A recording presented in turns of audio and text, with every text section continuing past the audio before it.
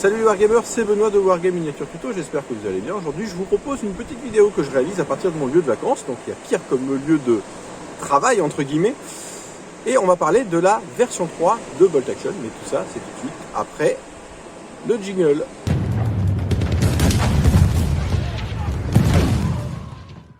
Alors tout d'abord je tiens à m'excuser peut-être pour le bruit de fond.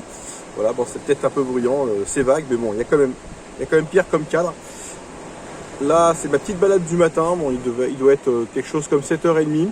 Et j'avais envie de parler aujourd'hui avec vous de la version 3 de Bolt Action. Alors, que les choses soient claires, hein, je ne vais pas vous annoncer la V3, mais je vais vous expliquer pourquoi elle est nécessaire et pourquoi je pense que ce serait une bonne chose. La V3 de Bolt Action, déjà, c'est quelque chose que je réfléchis depuis pas mal de temps et des choses que l'on peut discuter régulièrement sur le Discord de Bolt Action. Donc je vous invite vraiment à aller le visiter et vous inscrire pour découvrir les créations, les peintures, les listes d'armées, mais également poser différentes questions à des joueurs débutants et expérimentés. Vous trouverez le lien en description de la vidéo.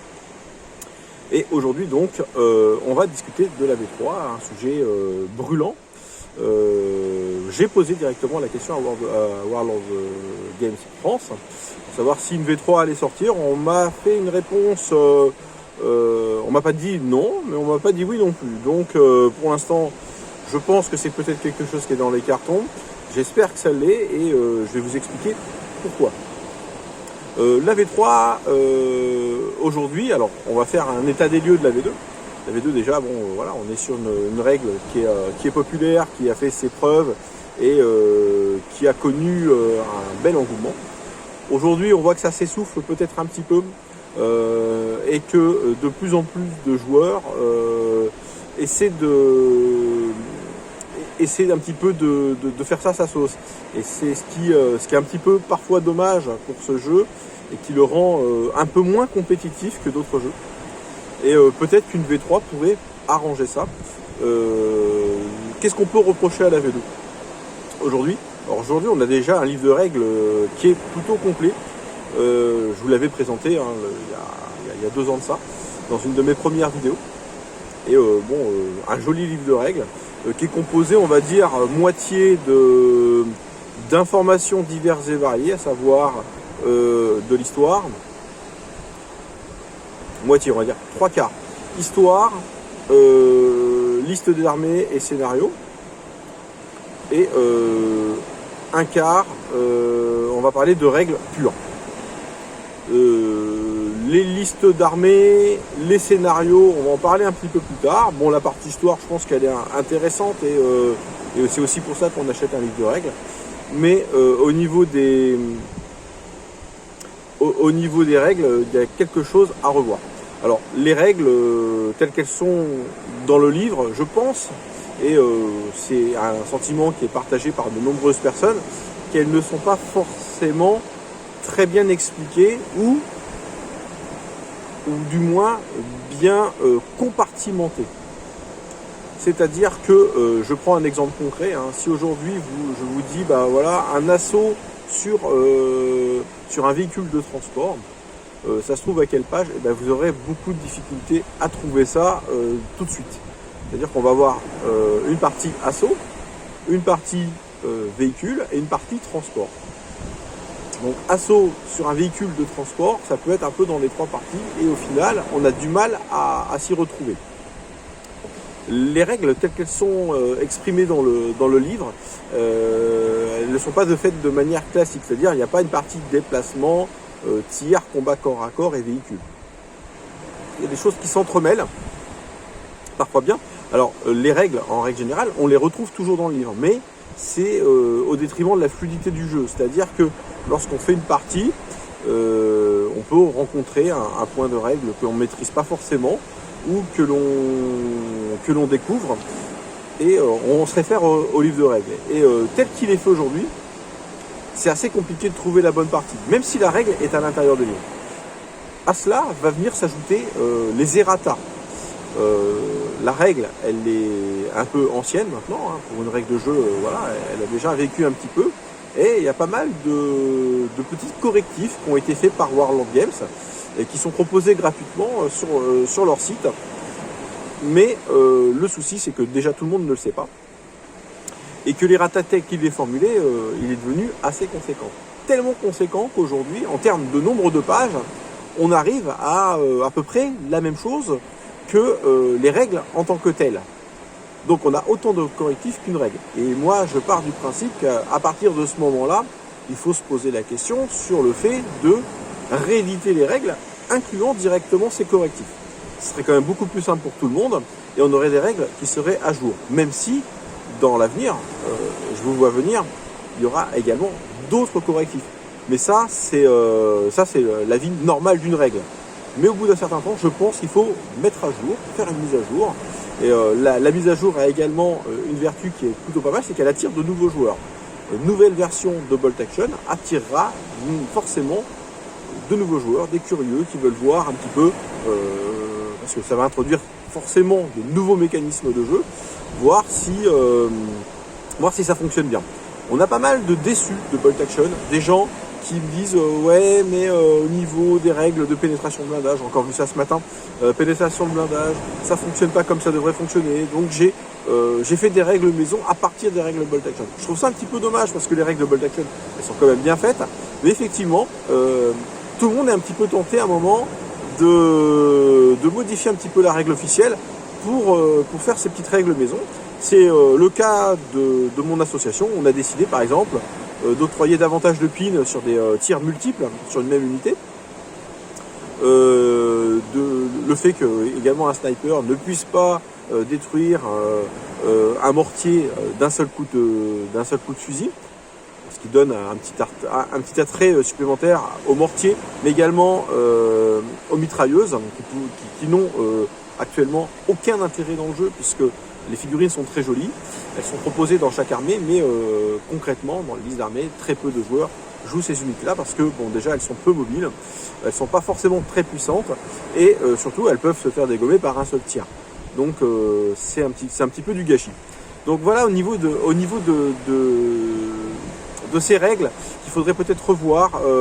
Je pense également au tir HE dans les bâtiments. Aujourd'hui, voilà, mettre une unité dans un bâtiment dans Bolt, ça n'a pas un gros intérêt puisque elle peut vite se faire dégommer. Elle peut se faire dégommer plus rapidement, je dirais même, qu'une unité classique qui est cachée derrière un bâtiment. Donc ça retire un attrait, on va dire, à la règle. Et ça, c'est des choses qu'il faut réfléchir peut-être avec des joueurs. Mais bon, il y a déjà pas mal de discussions qui circulent là-dessus, des règles alternatives, comme on va dire, mais des trucs qui pourraient très facilement être corrigés. Et déjà, l'intégration de l'errata dans la règle de base serait déjà un gros plus. Si je reviens sur le livre de règles, on a également toute une partie qui est consacrée aux listes d'armées. Ce qui est plutôt pas mal pour un joueur qui va commencer, sauf que ces listes, elles sont incomplètes. Et aujourd'hui, voilà, un joueur qui veut se lancer dans Bolt Action, s'il joue qu'avec les listes du livre, voilà, ça va être très limité. Ça va être peut-être réservé sur une partie d'initiation ou deux, mais pas plus. Et ça, je vois pas forcément l'utilité. Ça tiendrait qu'à moi, je le retirerais directement et j'encouragerais les joueurs à acheter le livre de règles et le livre d'armée correspondant. Le livre d'armée reste pour moi vraiment le livre indispensable à toute bonne armée. À cela, il faut savoir que Warlord aujourd'hui développe pas mal de livres de campagne, tels que Foggut qui va sortir très prochainement. Et ces livres, ils ont une petite ambiguïté, je pense, parce que ils proposent certes des campagnes, pas mal d'histoires, mais également des nouvelles unités. Donc on est tenté de les prendre uniquement pour ça. Et je trouve ça un petit peu dommage. Il faudrait peut-être intégrer ça directement dans les livres d'armée, donc une refonte également de certains livres d'armée, ce qui permettrait encore une fois d'alimenter la machine Warlord, parce que ils sont là aussi pour gagner de l'argent, et ça je le comprends tout à fait, ça reste une entreprise. Mais disons que là, le petit rajout du petit rajout fait qu'aujourd'hui on s'y perd un petit peu, et que on se contredit parfois. Je pense notamment à la règle des chapelains. Voilà. Je pose une question simple, est-ce qu'on peut mettre un chapelain dans une armée française ? Il y a un livre qui dit oui, il y a un livre qui dit non. Donc, à quel livre je me rapporte? Est-ce que c'est au dernier paru ou est-ce que c'est à l'interprétation des joueurs? Ou est-ce que c'est sur un commun accord? J'en arrive à quelque chose peut-être qui a découragé quelques joueurs également de Bolt Action, c'est la partie compétitive aujourd'hui. On ne peut pas dire que le jeu soit extrêmement compétitif, à l'instar de mastodontes du secteur comme Warhammer ou Warhammer 40 000. Pourquoi? Parce que on est sur des listes d'armées qui sont parfois très inégales d'une nation à l'autre, que les tournois donnent des restrictions qui ne sont pas forcément des restrictions officielles. Il n'y a pas de ligne directrice claire de la part de Warlord Games au niveau de l'organisation des tournois. Moi, je trouve ça un petit peu dommage. Il faudrait un petit peu organiser tout cela, mais de manière officielle. C'est-à-dire aujourd'hui, tout le monde y va de son petit tournoi, ce qui est très bien, ce qui permet de jouer, de rencontrer des joueurs. Moi, je trouve ça super. Mais voilà, on fait des tournois où on interdit certaines unités qui sont pourtant autorisées dans le livre de règles. Donc ça peut être un petit peu dommage pour certains joueurs qui essayent d'optimiser des listes. Et l'optimisation de listes fait partie aussi de la compétition. Et je peux comprendre également l'organisateur des tournois qui n'ont pas envie de se retrouver avec des nuées de japonais en boustique ou des nuées d'italiens lance-flammes. Ça, faudrait peut-être un petit peu cadrer tout ça. Aujourd'hui, la V3, je pense qu'elle est plus que nécessaire par rapport à pas mal de ces choses. Le jeu, il reste hyper attractif, hyper dynamique, mais je pense qu'il gagnerait davantage de dynamisme si déjà les règles étaient clairement formulées dans un livre où les choses elles sont bien à leur place. Alors ça peut être un livre classique, mais il existe, je pense notamment au livre qui avait été fait il y a quelques temps, King of War, des livres, vous savez, des livres à spirale, c'est pas mal, avec système d'intercalaire directement, ça c'est génial pour trouver directement les bonnes pages de règles. Aujourd'hui, quand vous rencontrez des joueurs de Bolt Action, vous vous rendez compte qu'ils ont le livre de règles, mais que le livre de règles, il est bardé de petits intercalaires, tout ça, ou de pense-bêtes pour trouver la bonne page, et ça, c'est pas très intuitif. Donc, voilà, c'est ma réflexion. Alors, je sais pas ce que vous en pensez. Moi, je vous invite vraiment à laisser vos commentaires dans la description de la vidéo. Aujourd'hui, voilà, c'est mon avis, hein, il n'engage que moi. Je pense que il est temps de proposer une V3 pour faire vivre le jeu, pour proposer de nouvelles choses aux joueurs, des joueurs peut-être qui en ont fait un petit peu le tour. Aujourd'hui, il y a des concurrents plutôt sérieux qui vont arriver. Je pense notamment au nouveau jeu de Studio Tomahawk, qui commence à faire parler un petit peu de lui. Bon, il cultive un petit peu le secret, tout ça. Mais je trouve un petit peu dommage qu'on se dirige vers ce type de jeu par dépit. Alors que Bolt reste un excellent jeu. Bon, les activations alternées, le système de ping, tout ça, je trouve ça plutôt pas mal. Les parties peuvent être dynamiques. Et autre chose, je pense qu'il faudrait également développer peut-être un sous-jeu, hein, comme ça se fait beaucoup actuellement, un sous-jeu ou un jeu parallèle sur une version peut-être un peu plus petite, non pas à l'échelle de l'unité, mais à l'échelle du personnage, pour des parties qui sont beaucoup plus courtes, des parties d'1 heure, 2 heures maximum, sur des terrains de jeu plus petits, en utilisant les mêmes mécanismes que Bolt. Ça pourrait être intéressant, et là on serait plus sur un jeu d'escarmouche, parce qu'aujourd'hui on parle de jeu d'escarmouche pour Bolt Action, mais c'est un jeu d'escarmouche à l'échelle d'unité. Donc l'instant qu'on bouge tous ces petits personnages, ça prend du temps. Aujourd'hui j'en suis encore à faire des parties qui durent de 4 à 6 heures sur des formats à 1000 points. Je trouve ça un petit peu dommage. Alors, comprenant également la mise en place du décor, parce que le décor c'est important. Mais je trouve ça un petit peu dommage qu'on passe son temps parfois dans le nez dans le livre de règles, que l'on pinaille certains points de règles qui pourraient très bien être expliqués facilement, parce que bon, les points de règles, on va dire les frictions, les points de friction comme on dit, hein, en entreprise, les points de friction on les connaît. et ils ont été clairement identifiés. Et ça, c'est des choses qui peuvent être assez facilement corrigées. Autre chose, et j'en finirai là-dessus, sur tous les suppléments proposés par Bolt Action, il y en a pas mal, et c'est plutôt une bonne chose. Je vous ai parlé des livres d'armée, mais également des livres de campagne.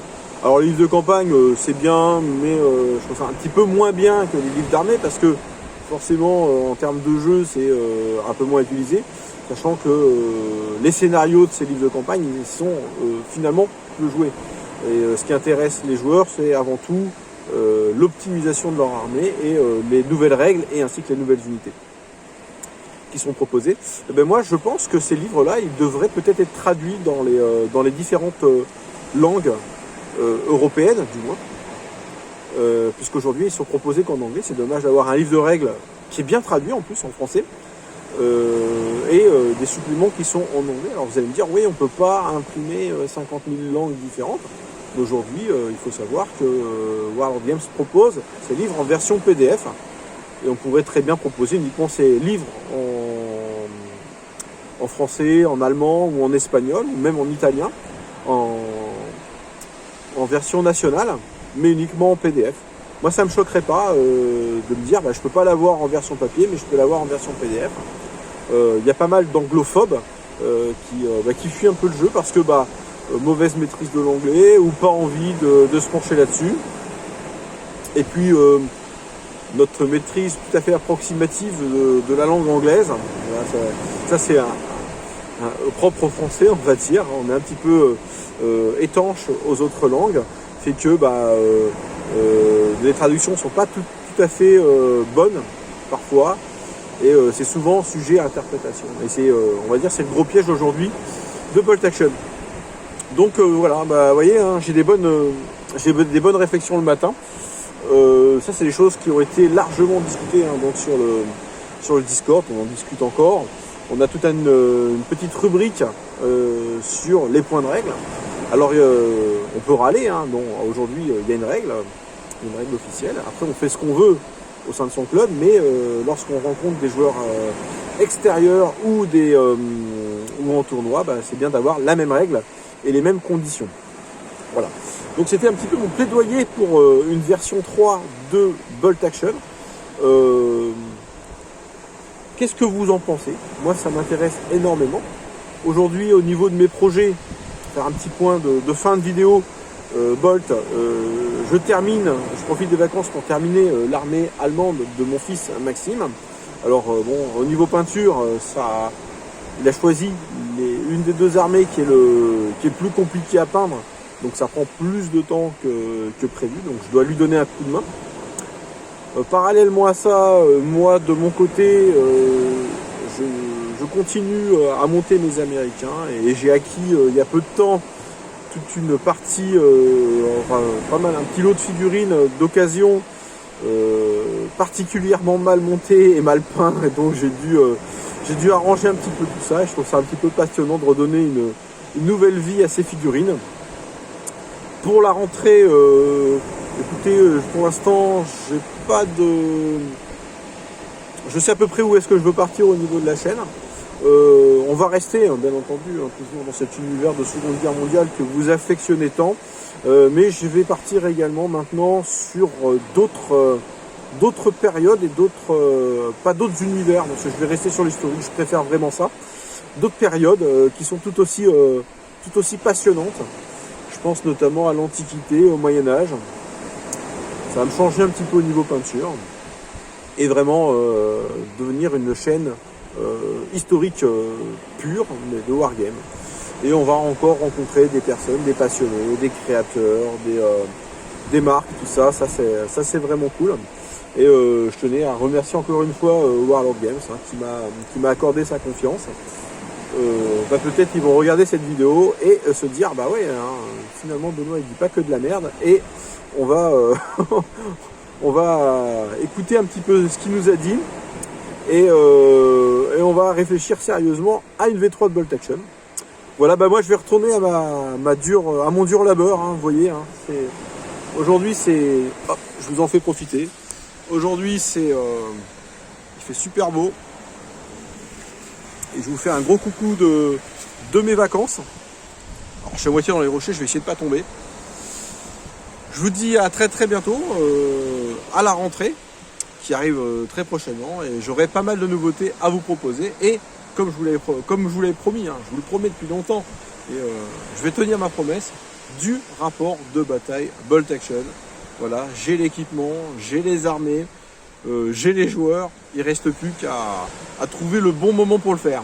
Voilà, je vous dis à très très bientôt pour de nouvelles aventures. Et ciao ciao.